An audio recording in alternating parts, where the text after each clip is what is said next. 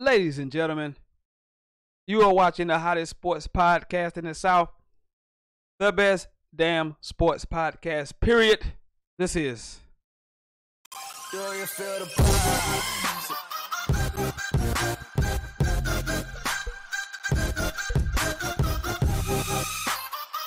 Yo, what is up? Welcome to a very special Sunday edition of Sentell right here live on YouTube. I'm your host, the sensational Sentell Whiteman. Glad that you are here with us. Busy day in the NFL as always on a Sunday. We're going to get into all of that action from the day. This is called a rapid reaction Sunday. So I want you guys' input, comments, phone calls about what you saw today in the NFL. And if you want to go back to Saturday, we can go back to college football over the weekend as well. But also, it's rough on me, man. Cause it's rough because it's a bittersweet day for me. It's a bittersweet day for me. I had a great day yesterday. The Braves win the division. Go Braves. And then my Gators won, and I was having a great day. And the Tiger wins today for the first time in 5 years, 1,800 days. I'm happy, but it's tempered a little bit. I can't get too ecstatic because my quarterback, my NFL my quarterback went down and it doesn't look good. Looks like an ACL, which means he'll be out for the season. So I'm happy, but I'm very yet sad. I'm extremely depressed right now. This is not good. Tiger Woods' win did kind of put some life in me. I felt better. I felt a little bit better, but I can't shake that. That's just gonna be on my mind all evening, all morning. Well, it's just Tiger Woods. If you haven't heard, if you live up under a rock somewhere, he did win today for the first time in 5 years at the Tour Championship. Posted a score of 11 under. Won by 2 shots. Played well all weekend. I mean, shot in the 60s for 3 rounds. Shot one over par today, but he led the majority of the way. The 65 on Saturday is what his separation. I mean, he came out Saturday blazing, and took a huge lead into the final day. Well, it was only a 3-shot lead. I mean, he got into early rounds today. He played well the front 9. Each day he played well in the front 9, and just kind of cruised into the victory. Got a little dicey there toward the end. Bogeyed a couple holes coming down the way. So I got a little nervous there, but he got it done. It was just, I ain't gonna lie. I got very emotional. Very, very emotional. You just don't understand. I was very emotional about that win today. I was very emotional, man. But we in here, man. Hey, welcome to the program. Sentell, right here live on YouTube. You see the phone number down at the bottom of the screen. I'll say it one time and one time only. One time I'm gonna say it. 864-378-5943. Hey man, it's a rapid reaction Sunday. A lot of NFL, of course. You can go back to Saturday and talk about some college football if you want to. A lot of things to cover on this Sunday edition of the hottest sports podcast in the South. Where do we begin? What do we begin? I mean, what do you want to start with? What, I'm gonna start. I guess I'm gonna start with the best game of the day. The best game of the day was the Saints travel to Atlanta. I picked the Falcons early in the week to win this game. I thought they would home. This NFC South is gonna be critical, critical for you to win games at home. Take care of your home field. And Atlanta led most of the way. And Matt Ryan played really well today. 5 TD passes, no interceptions. Atlanta fans, I mean, you have to be ecstatic about that. Matt Ryan, 5 TDs, no picks. Having really 3 TDs, emerging as a big time playmaker in this offense. Atlanta led most of the way, and it got away from him. Drew Brees led the Saints back. You know what Drew Brees represents. You know what that's about. Also broke the NFL all-time completion record in this game early in the game as well. Led them to a late last minute drive where he's scoring a rushing TD, and then ultimately they win the game in overtime, 43-37. What a game! I mean, with again two of the better teams in the NFL, both in the same division. Saints still won on the road because you want to take care of your home field advantage in this division. Thought now let one get away today. The greatness of Drew Brees shine through. But it went for once. I can say it wasn't Matt Ryan's fault. Like it was not Matt Ryan's fault. I thought Atlanta could have ran the ball better, maybe slowed the game down some. But at the end of the day, their defense couldn't get off the field. But missing two of your best defensive players. Keanu O'Neal is out. Deion Jones is out. So tip of the cap to the Saints getting a huge win. Let me go ahead and go these late scores because these games not too long ago ended. I meant to do that at the beginning of the show. But the late games. Seattle defeated Dallas 24-13. The Bears come back, beat the Cardinals 16-14. The Rams beat the Chargers 35-23. And we'll get more in depth with those after we get through some of the early games. But hey, Falcons Saints, big win on the road. Drew Brees. Hey, Drew Brees, man. It's freaking Drew Brees. You know what he represents. Let me get to this game, man. What a crazy game today. You know, I've often sat here on this set since training camp. I know since training camp. I was sat here and beat this desk over and over again and told you how bad the Buffalo Bills roster is. How anemic this Buffalo Bills roster is, specifically the offense. I've sat here and told you that for weeks, and yet somehow they go into Minnesota, and I mean destroy the Vikings. Destroyed the Vikings, beat them down. Wasn't even close. 27-6. They led 27-0 at halftime. I repeat, 27-0 at halftime. Buffalo? Yes, Buffalo led 27-0 at halftime. Josh Allen sort of came out today, had a really solid game, 15-22. 196 yards, a TD. He ran for 2, showed his mobility. You know, he got a big arm, can make all the throws. Vikings have 3 turnovers. They sacked strip fumble Kirk Cousins twice. So the Minnesota Vikings, I have no idea what that was. I don't know if they were feeling themselves a little too much, thought they had an easy win coming to town, but you can't just roll your helmets out there and get a win in the NFL. Even though the Bills had looked so pathetic those first 2 weeks, and they go on the road and just crush Minnesota 27-6. I mean, I don't even know what to begin. No, I mean 27-6, and we think highly of Minnesota. Very highly around here in Minnesota. I mean, they were one of the better teams in the league, and to get beaten like that so soundly at home is another game surprising. NFC North again. Green Bay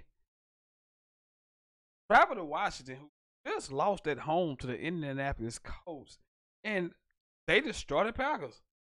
I mean, 31-17. It was 28-10 at halftime. AP had over 100 yards rushing, 2 TDs, and I mean, they just beat them down. You know, Aaron Rodgers played okay. One thing I would say for the Packers, I mean, again, we've been beating this drum for a while. Now, the defense, even though they didn't play well today, has been better. 17 rushing attempts total.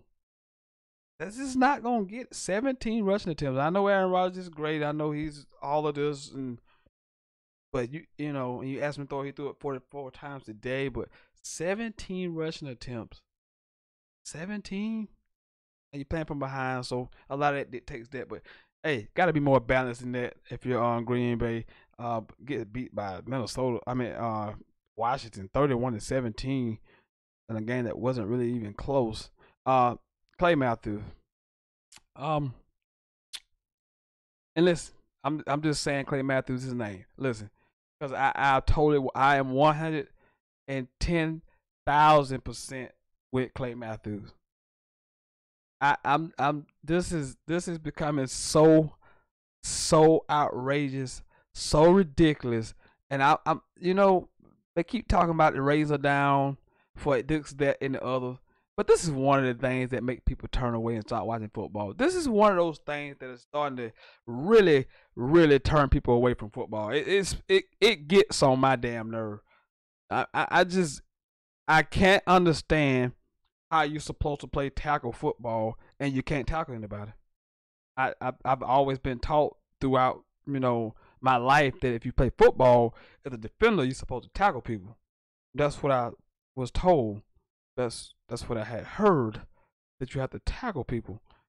But consistently, Clay Matthews is getting penalized for tackling people. Now this man is running full speed. He's 240, 250 pounds, maybe a little lighter than that. I might be going a little bored, but he's 200, at least 230 pounds. He's running full speed. Now his job is to tackle this guy who has the ball. Now if I tackle you and you fall backwards and I fall on you and I weigh 230 pounds, it's gonna look like I'm hurting you because I'm falling on you with my weight. That's how can you fall on somebody with your weight not on them? How does that work? Is he some kind of damn magician?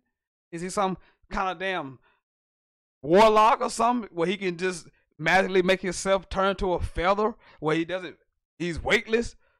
I mean, it's becoming a damn joke. I mean that penalty there, I would have quit.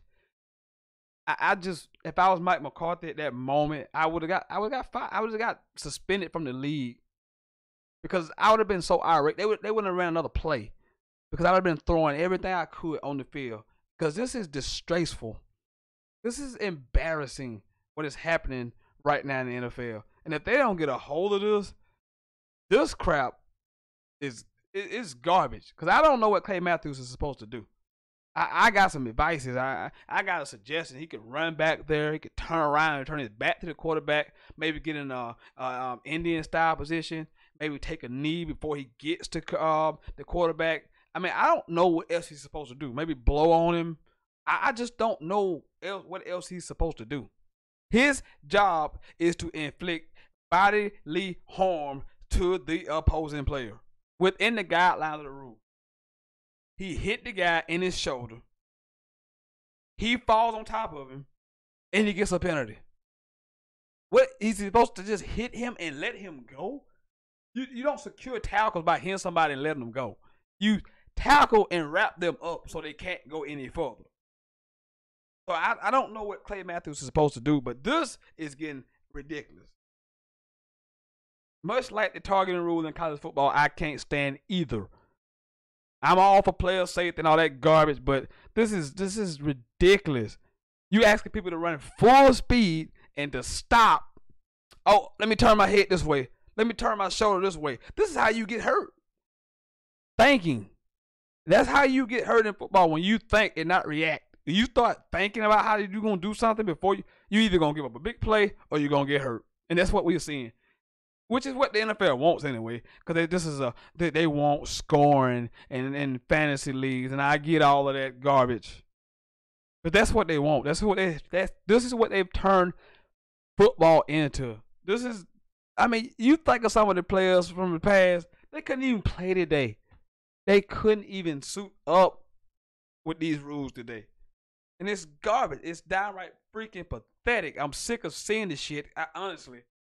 Clay Matthews stuff is just ridiculous. It wasn't a penalty on Alex Smith when he tackled him 2 weeks ago. It wasn't a penalty. That was today. I'm sorry. And it wasn't a penalty 2 weeks ago when he tackled Kirk Cousins. It was not. It's still not. It will ever not be a penalty.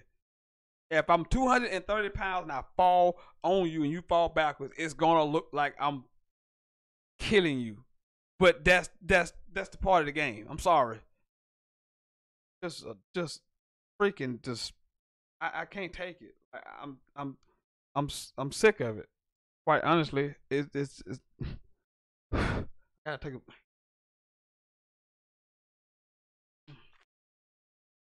a. Can't take it. I can't.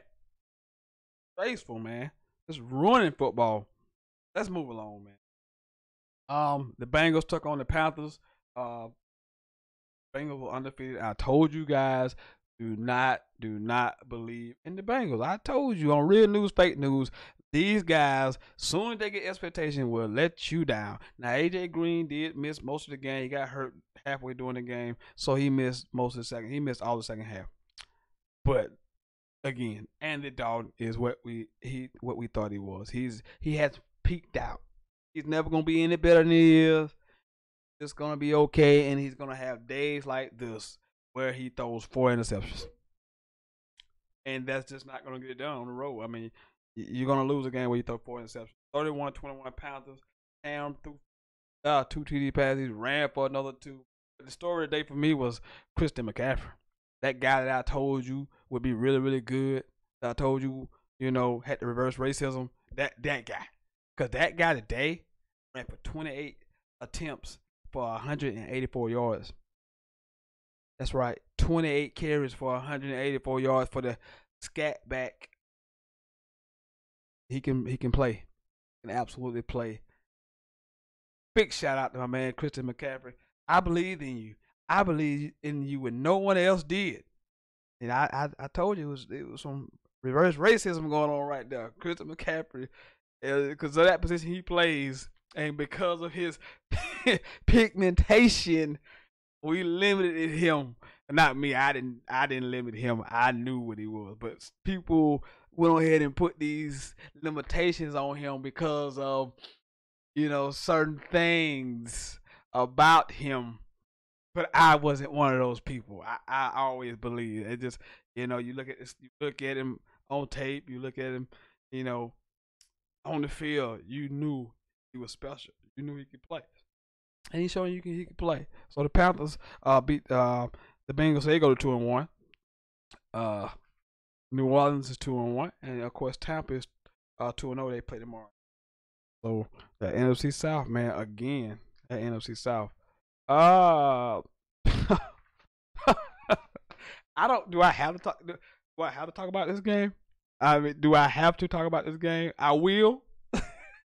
And just one of the, most entertaining football games you will ever see. One of the most entertaining football games ever. The Tennessee Titans and the Jacksonville Jaguars played. Listen, man. They played one of the best 96 games in the history of football. Of course, I'm absolutely freaking joking. What a terrible football game this was. I mean, just awful. Blaine Gabbert started the game for the Titans. He got knocked out. They had to bring in Marcus Mariota, who was banged up. But the story was Jacksonville. Boy, I said on Tuesday, can you handle prosperity? Can you handle people patting you on your back all week, telling you how great you are? Can you handle that, Jacksonville? Can you handle that? And the answer to that question was no. They couldn't handle prosperity, specifically Blake Bortles. Blake Bortles, 21 of 34, 155 yards. 155 yards, no TDs. The good news, he didn't throw a pick. But the bad news, he didn't throw a TD. I mean, what a just sickening game to have to watch as a fan. Jesus Christ. I would hate to have to been at this game in person. I'd have been asking for my money back. They had to give me my money back for this. In this day's NFL, they managed 5 field goals total. In today's NFL, no one could score. What a pathetic performance by both these teams. You know what? Both these teams lost today. Who really lost? The fans lost. The fan bases of these teams. That's who lost. Both fan bases lost. That's who lost this today. 9-6. You had to sit out in the heat in Jacksonville to watch the garbage. Awesome. Just awesome. Check that. I mean, just 9-6. You can't make this up. That happened in America.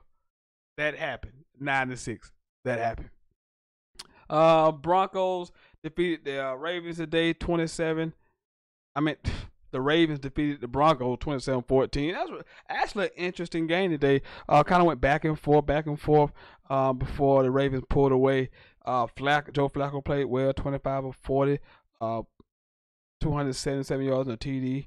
But Case Keenum, man, I've been telling you guys, he's okay. And today's buck 92, no TDs, one pick, just didn't make any passing game. Now Denver was undefeated somehow, but the Ravens now 2-1, as well as the Broncos are 2-1. Ravens get the job done at home. A soggy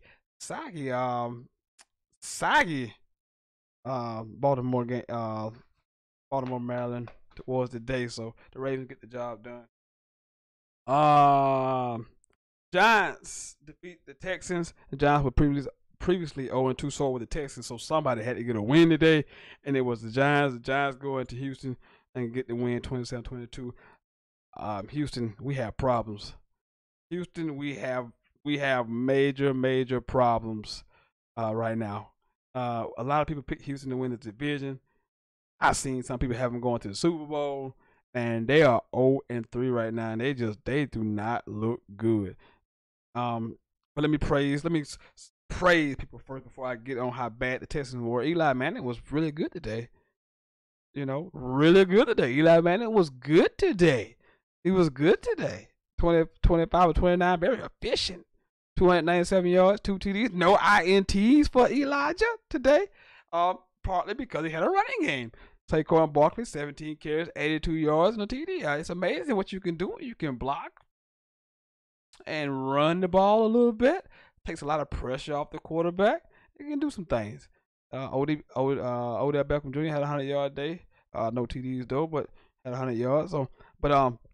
The Texans, man, Deshaun Watson threw the ball for 385 yards. They threw it 40 times. Also threw a pick, but they 19 rushing attempts. I mean, this is not a blowout game. This is 27-22. 19 rushing attempts. That's, again, not enough. You're asking a guy to do a whole lot with a terrible offensive line. 19 rushing attempts. That's not winning. It's not winning football. You take a look around the league and you see the teams who won today.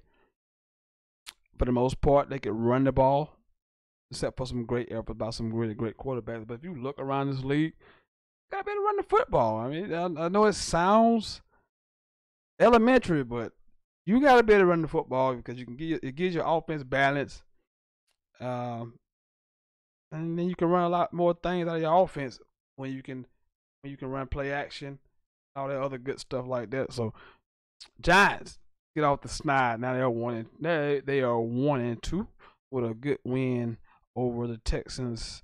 We talked about that already. Let's talk about an undefeated team that we haven't talked about a whole lot on this show. The Dolphins. The Dolphins get a win today over the Raiders. 28-20. Ryan Tannehill. I gotta give an applause to Ryan Tannehill. 17 and 20, very efficient. 289, 3 TDs. Okay. He looked well, played well. The defense forced 2 interceptions. We'll get to them in a second. But offense, went over at home. Who knew? Maybe somebody to watch. Adam Gase has them playing really well. Raiders. 0-3. David Carr did some good things. 27-39, 345 and TD, but he threw 2 picks. I just, Martavis Bryant is out there, so I root for him to do very well. But I'm not a fan of John Gruden. I'm not a fan of anybody getting $10 million a season who hasn't coached in 10 years, and then subsequently gets rid of your best player. I can't be a fan of that. I cannot idly sit by and be a fan of that. I'm just not a fan of that. But Miami, we're gonna start showing you some love soon. 3-0, and we'll keep looking out for you. Ryan Tannehill is playing really well, off an injury too. Missed all the last season, so another game that, speaking of returning from an injury, I should be in television. Segue. The Philadelphia Eagles defeated the Colts today, 2016, in Carson Wentz Wentz's return from his season-ending injury last year. He missed the first 2 games. All right, a little rusty, but he did some things. He did some okay things. The whole offense as a whole still looking. You can look at Philadelphia today. They still kind of Super Bowl hangover. You want to call it? That's what you want to call it. That's what it looks like. No Alshon Jeffrey still, so the offense is still not healthy totally. Man, they just kind of going through the motions right now. It seems. Coach, I thought Coach played okay. Made the game interesting. Had a chance late. Andrew Luck got sacked. Stop me if you heard that before. Andrew Luck got sacked, but they did have an attempt at a Hail Mary, which is bring me to another point. They had to bring in Jacoby Brissett to throw the Hail Mary. So that tells me all I need to know about Andrew Luck's arm strength. And that's going to tell a lot of defenses about Andrew Luck. And that I think that alone will cause them a lot of problems going forward.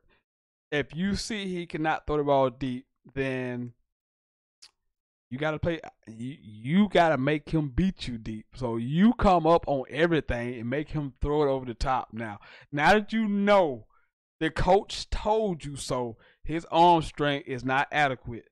When he took him out of the game because he couldn't throw that Hail Mary at the end, they were at about the 40.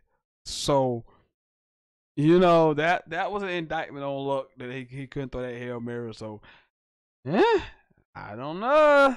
But the Eagles get the win. Carson Wentz looked a little rusty. He did a few things offensively. They'll get it going. I have no worries about them. Hey, the Chiefs played my Niners today. Boy, they are really, really explosive offensively. I knew they were, and I thought we could do some things maybe to keep some of this aggressive offense at bay a little bit. They come out running and gunning. They score in the first 5 possessions. 5 possessions. 5 TDs. They were up 35-7 at one point. We did come back, made a little comeback, got it down to it was 35-24. But that's not the biggest thing away the game. Patrick Mahomes was great, 24-38. 314, 3 TDs. That was not the biggest news of the game. Obviously, Jimmy G late in the ball game trying to get extra yards. Oh, just go out of bounds. Please just go out of bounds. If I can play it back, just go out of bounds. Trying to fight for extra yards, knee buckles, he hits the ground, and the rest they say is history. And next thing you know, he's getting carted off. MRI tomorrow does not look good. I am sick. I'm sick. I'm here, but I'm sick. That personally makes me sick, and I want to cry. I don't know what. That's my quarterback. That's my quarterback. A guy, man. That's my guy. Love that guy. Damn, that's my quarterback. And if you blame this loss on him, that's not fair. That's not fair. We lost this game as a team. That's my quarterback. Moving on to the late games. I told you Seattle defeated Dallas again. I mean, I don't know what else to tell you people. I told people the other day, I say, man, Dallas, they won that game against the Giants, but the offense was just pathetic after that first touchdown drive, and people wanted to rave and hoop and holler. And I like Dallas' defense I think it's really good. But this offense is terrible, and it's time, and it's starting to come time now that we have to start looking at Dak Prescott. Do we really know Dak Prescott is what we think he is? Do we? Because I'm starting not to believe it. Because again, this is like his 10th straight game, and maybe more, where he's thrown for under 200 yards. Again, 168 yards on 19 completions and 2 picks. 160. I told the guys last week, you're not gonna win a bunch because he threw for like 100. Maybe it's about the same number exactly. Maybe it was somewhere around there. It was 180 maybe. It wasn't 200. Well, 198 maybe. And you're not beating guys consistently in this league throwing the ball for under 200 yards. You're just not going to do it. And again, I asked Cowboy fans over and over and again. I told them all season, who are you throwing the ball to? Who are you throwing the ball to? Who fears your receivers? No one fears your receivers. So someone is on the receiving court, but we have to really start asking. Is Dak Prescott what we think he is? Or does every situation has to be ideal for him to be successful? I.e., meaning they have to run the ball significantly better. And teams are just taking Zeke away. Now he had a decent game today, but teams are just taking Zeke away and forcing Dak and these receivers to beat them, and not happening. It's not gonna happen. Not happening. Just yeah, $1.68. That just ain't gonna get it. Just won't cut it. So Seattle beats Dallas. I thought Russell Wilson had one of his better games because again I thought Dallas defense was really good. He made a couple of nice throws and did some Russell Wilson type things to get a well needed win. I thought they would win the game. I thought it'd be a lot closer because I just don't believe in Dallas's offense. I just don't. And today has strengthened my position about their offense, which is pathetic. The Bears come back and beat the Cardinals. I thought interesting. Cardinals got up early, and then Mitchell Trubisky and the Bears fought back. Held the Cardinals out of the end zone in the second half. Made a couple plays. Trubisky did down the field. Second half, Jordan Howard scored a touchdown, and the Bears come back and get a win, 16-14 on the road to the Cardinals. Cardinals remain winless, so the Cardinals go to 0-3, and then the Rams Chargers battle L.A. Rams, man, Jared Goff, 354 yards passing, 3 TDs. Todd Gurley went over 100 yards, another touchdown. Robert Woods scored twice. Now they did have some injury. Marcus Peters got hurt in the game, hurt his Achilles. He's supposed to have some tests done tomorrow, so that could be a big deal. So keep an eye out on that injury with Marcus Peters. So, but the Rams, man, power rankings. I don't do my power rankings till half the season over with because I want to see some games played before I start knowing these teams. Because if you do that too early, team like the Vikings and the Packers, they losing to these teams. Jacksonville, after a big win against the Patriots, they lose to the damn Titans at home, 9-6. Titans have beat them 5 of the last 7 times. So maybe the lightning does strike twice, 3 times, 4 times, 5 times, maybe 5 times. Hey, what's up, man? Welcome to the show. Sentell right here live on YouTube. It's a rapid reaction Sunday. If you want to get in, lines are open, 864-378-5943. Hey, talking NFL if you want to. We can go college football from over the weekend. A lot of interesting stuff happening in college football over the weekend. I know you Tiger fans out there interested in what we saw take place yesterday, which I thought signified basically the end to me of the Kelly Bryant era at Clemson. It seems they are hell bent on going with Trevor Lawrence, and yesterday kind of went that way, and it kind of signified the end of the Kelly Bryant era. I played the first 2 series and really didn't play a whole lot after that. From that point on, he didn't play a whole lot. Clemson beat Georgia Tech handily in at 49-21. Trevor Lawrence did throw 4 TD passes. I will say the first 2 drives, Kelly did not play well, but it was 2 drives. But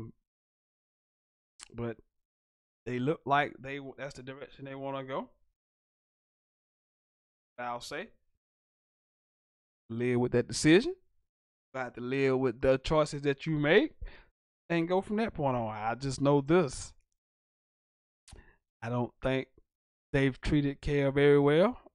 I won't get into all of that and start hooping and hollering. I won't do all of that. I won't. But I've just never seen a quarterback who done so much be so underappreciated and so a fan base so ready to kick him to the curb.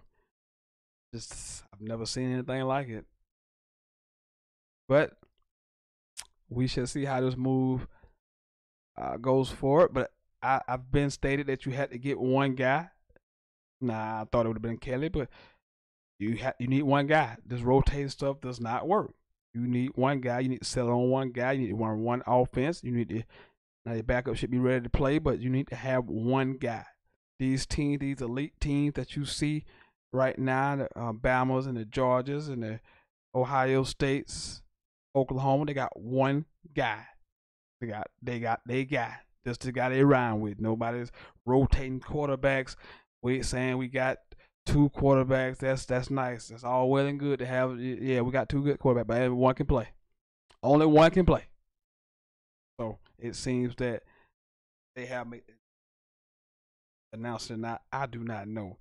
Thursday night though, we had an interesting game. Thursday, the Browns and then the Jets played on Thursday Night Football.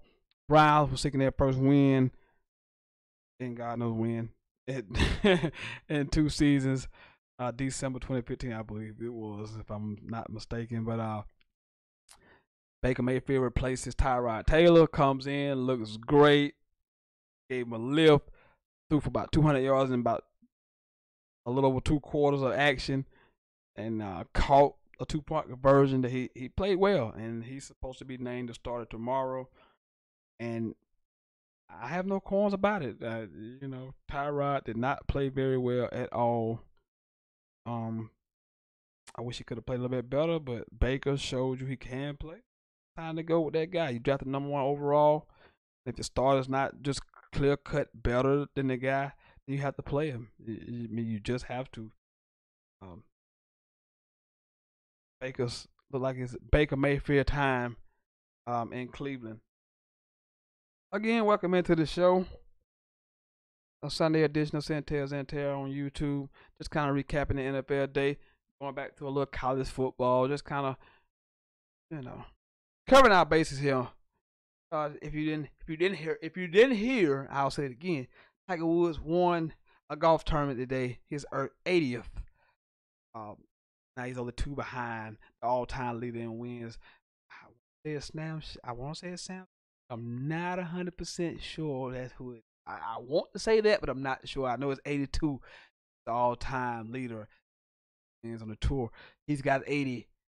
He just played well the second half of the season. You look at right after the U.S. Open because he didn't make the cut. But ever since U.S. Open, been playing really well, putting himself in contention. Had the lead at the British Open. Had a great Sunday in the PGA Championship. That major got held off, and then he played 3 really good tournaments in the playoff, in the FedEx Cup playoffs, and then today finally cashed in and got the job done at the Tour Championship down in Georgia. So golf clap for my man Tiger Woods. On a bittersweet weekend for me. Bittersweet week. That's the way it goes. That's how it goes here. Yeah. So sit around, wait a little bit, maybe 5 minutes, hopefully, but not a whole lot going on. But it's okay. It's all right, because we're gonna stay long on the Sunday edition. Just kind of hoping get some reaction to what we saw today in the world of fail, and thought we could go back to some college football, but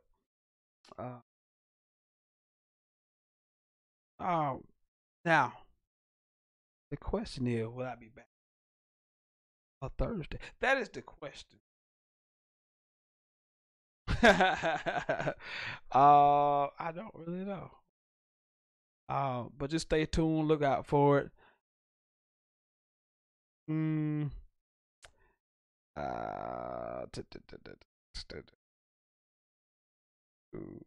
Just stay tuned. Maybe a Tuesday or Thursday, and I'll be right back here for the best damn sports podcast. Pure Sentell.